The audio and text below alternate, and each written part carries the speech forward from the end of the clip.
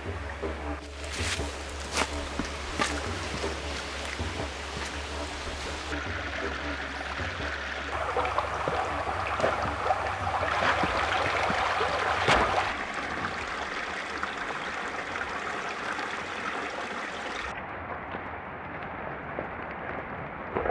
guys, Kevin Newton for Australian Survival Instructors. I've had a few requests lately to do a quick video explaining my napping technique. So what I'm going to do, this is obsidian by the way, this beautiful black volcanic glass. I'm going to explain quickly how we treat a biface, but then rather than get you guys to watch a long boring video on napping into the beautiful point, I'm going to speed the film up, so I hope you enjoy it. Okay, I'll just run through a few things that you guys will need before you do start napping. Gloves are very important. It's sharper than steel, obsidian. And what's called an abrader. Some guys use sandstone, I just use some sandpaper. I think this is for working metal. And obviously what we call a bopper. This is a copper bopper, a modern one. I do like to use copper as opposed to deer antler. And I'll just explain a few things before we start. This is a biface, bi meaning two faces, two main faces. This has been cleaned up a little bit before I came down, just to speed the process up, but you can see here, quite narrow from one face, quite large from the other. And this is what we want to end up with, a nice, very thin, but wide, attractive spear point. The very first thing you've got to realise about working a biface is you turn it on the side and you imagine a centre point. And that's where you work from. You don't want to be working just one edge. You want to keep to the center line, and you can see, I'll have to do a close-up after I finish talking, but if you look along the center line, you'll see these little waves, and they're called platforms, and that's how you work the piece. You look along your center line, you see a platform that's below the center line, and you hit it from above at a specific angle, and it flakes off the bottom.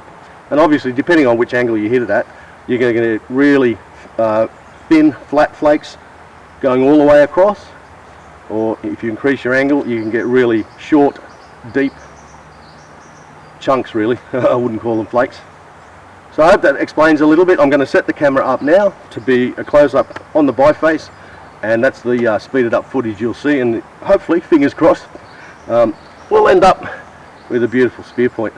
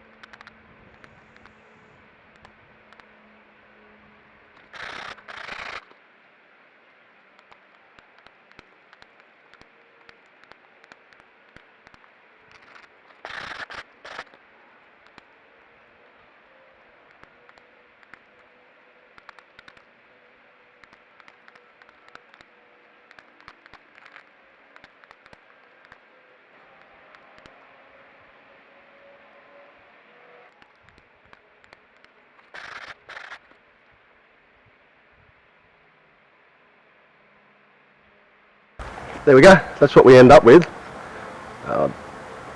Yeah, it's a bit blurred. What I do now with this, it's not completely finished. I'll take it home and finish the edges by what we use pressure flaking, and that's rather than bopping, we push tiny little flakes off. This one's here's been cleaned up, so not bad. 20 minutes work, and we got probably about a 5.5–6 inch spear point ready to pressure flake.